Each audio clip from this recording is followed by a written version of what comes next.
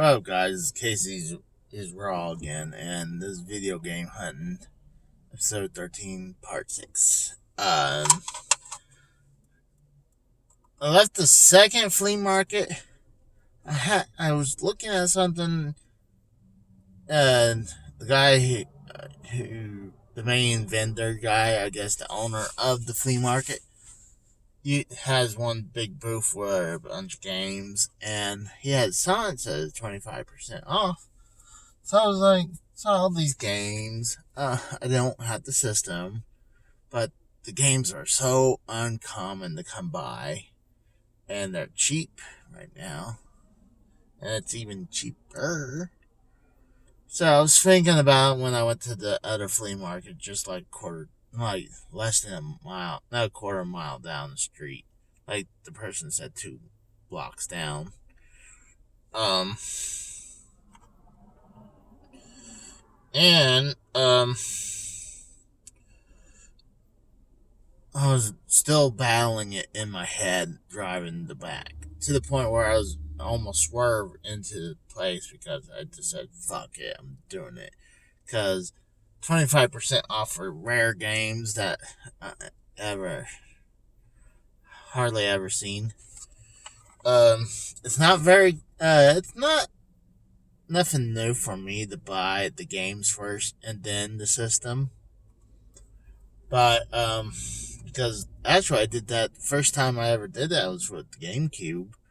I bought WrestleMania 19, and that was brand new, back in the day in 2001. And I bought WrestleMania 19, and I was trying to find the GameCubes, and because I knew I wanted the GameCube. And also did it with the Odyssey 2. I picked up these 3 Atari games, and they're not normal Atari game systems.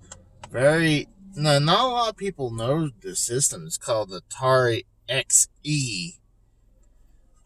And this is what the cartridge looked like. They're smaller, but almost about the same thickness of a 2600, but that doesn't sound good. Oh, fuck it. But I picked up those Arkhound Flight Simulator 2.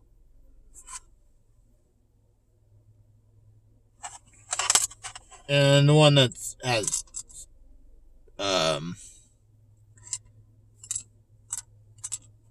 something in there rattling around. Bug Hunt. This is their version of Duck Hunt. And it was pretty much, yeah, it's their version of Duck Hunt. And looked at the game, the year is 87. That's the year the Atari also released the 7800 finally. I mean, 7800 could have been out, I think, 2 years before the NES. And they would beat NES, quite frankly. They would probably beat everyone, because Atari 7800 was backward compatible to 2600 games. And most people who had Atari still had most of their games. I know I did for years and years and years. Even when we moved on to NES, we still had our Atari games. They might have been packed up every once in a while. We'll just say, screw it, let's pull out the Atari. But it was a weird time with Atari. And the XE, I believe what they did, they took the guts of a computer from Atari, and they made it into another system, another 8-bit system called the Atari XE. And they promote it as their system, along with the 7800. So they were trying to battle the NES with I guess, with two guns. But I mean, they had two guns, but with blanks. I mean, well, maybe 7800 wasn't a blank. Didn't have just blanks. They had some good games on it. One had blanks and one had one bullet, and they missed with that bullet against the Nintendo. And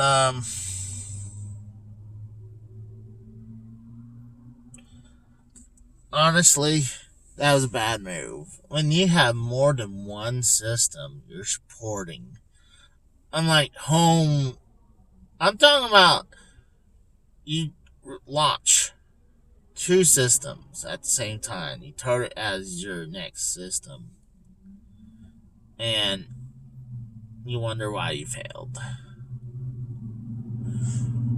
Like, honestly, it felt. I mean, Sega didn't learn their lesson either when they did the whole Sega 32X add-on for the Genesis, and then at the same time they were doing the Saturn. I mean, what they should have done, they should have continued supporting the Sega CD all the way up to the Saturn. That's what Sega should have done. I mean, there's some. I think there's some games that was on the 32X could have probably been on the Sega CD. I mean, gosh, look at Sonic CD. Sonic CD is great. It could be a little bit. You can get a little bit of motion sickness with how fast Sonic's going up and down everywhere.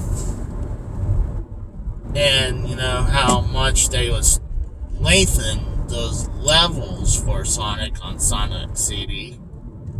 So I think a lot of those games could have been moved on from the 32X to the Sega CD. And Sega wouldn't look stupid having a second add-on for a system that is pretty much being dead when they have the Saturn coming in. That's like if the PlayStation 4 with the PlayStation 5 out now. With the PS4, they have some kind of add-on that makes their PS4 a PS5. I mean, you're gonna piss off the people who bought the PS5, and then there's gonna be no point of people moving on unless there's some capabilities with the new PS5 with the add-on with the PS4.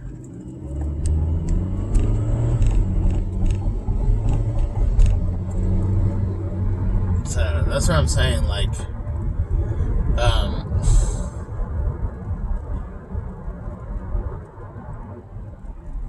and having those two systems compete with each other against also the other competition out there as well. I mean, there's a difference when you're supporting the last gen system for a little bit. That's different. That's normal because let's say, how many PS4s are out there? Like 113, 114 million out there. It'd be stupid for Sony not to pump out a few games to the PS4 when there's so many people still have supporting the PS4 still. I can understand not supporting the PS3. I mean, They killed that about almost 3/4 of the way with the PS4 Live. And this, I believe it's the same thing with the PlayStation TV. Even though they launched that thing somewhere in the first year or so, I think it's still a great idea from Sony. It just wasn't pushed correctly. And it would have been awesome. Think about it.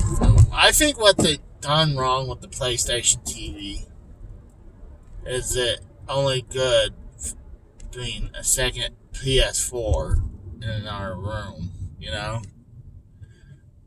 Think about it. Think about this. It would be extremely awesome if you took this little system. Yeah, you can't play anything physical unless it's already in the disc. But think about this: if you have a buttload of games digitally on your PS4, kind of like, let's say, all the capabilities you do right now with the PS4, no, what the PlayStation TV does with the PS4 normally right now. Think about it, if, like, you're on the go somewhere, and I think I'm okay if you link it between your PlayStation 4 and your PlayStation TV. You just have to have both your internet going. Your hotspot, let's say your hotspot on your phone, playing, getting your internet access through your PlayStation TV. While, at home, it'll be on your Wi-Fi. And it'd be awesome. Let's say you're out. A lot of people travel for work. And maybe they wanted to take their PlayStation 4, but some version of PlayStation 4 with them. That would have been great if the PlayStation TV would have done that. I think if they was ported, they might could have done that. But that thing died so hardcore to the point where a bundle was like $35. I mean, with like 2-3 games with a download codes, even though they're garbage games, if you ask me. And also they give you a PS3 in the system. And I think if you just had the system and the controller, it was just it was $20, discounted all the way down to $20. Nowadays, it's going back up.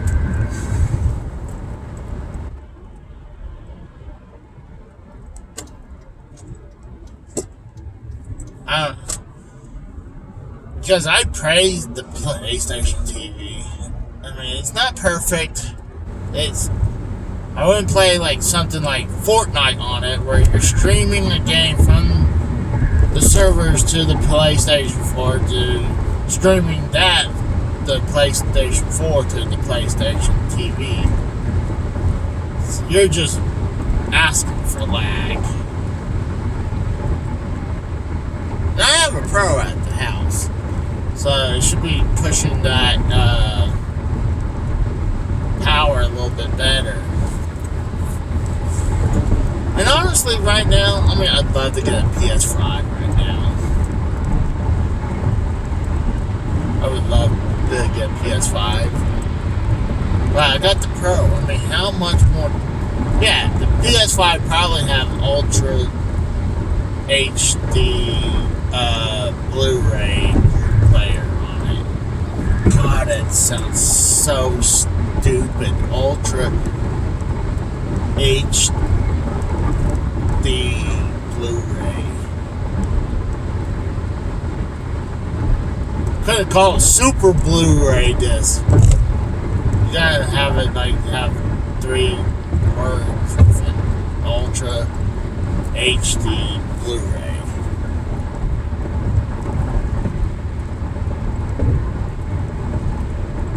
But I would love to, like I said, I'd love to get the PS5 right now. And I'm jealous. I'm honestly jealous when I see all these YouTubers having their PS5s and like they're bastards. I mean, congratulations to them, honestly. But like, fuck, I want my PlayStation 2.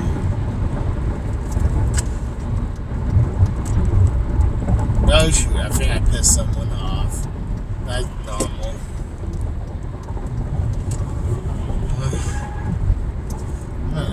Pissy mood, bro. At least I got a few things. It was desperate buy. I'm not get something to eat, call it a day, do a video of my pickups.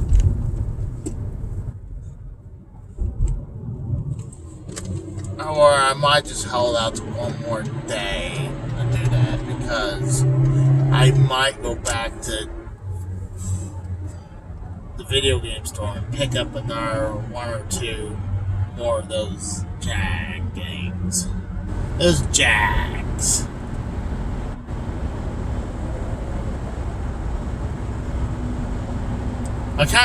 When I got home, I started moving some of the games around because in the section where I have a bunch of the other Atari stuff, I'm running out of room, so I switched the 7800 Jag games around, and I also put some of the loose Jag games in the tape cassette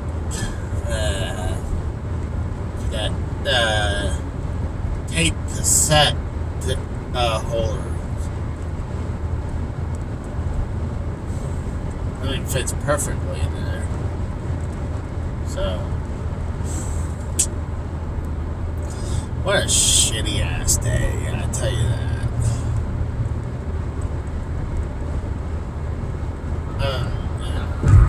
Like I said before, I'm in a horrible ass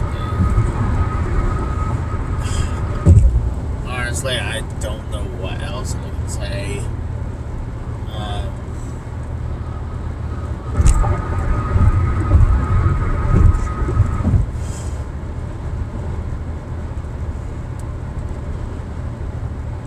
I kind of almost want to sleep this day away, quite frankly. So, kind of hoping tonight's show with Drew is going to be the thing that helped me turn my night around. So,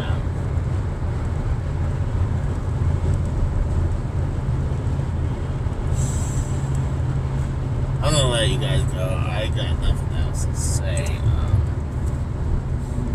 Either I'll put something out, another video out tonight, or tomorrow. Or if I'm bored, I might even do those other videos I was talking about the rare games in my collection or uncommon games, or the box games. I kind of already talked some of it about it before, so it's gonna be a little bit redundant. But yeah. But I'm gonna let you guys go. You probably see where I'm heading to eat, so it's a little embarrassing right now. So talk to you later. Bye.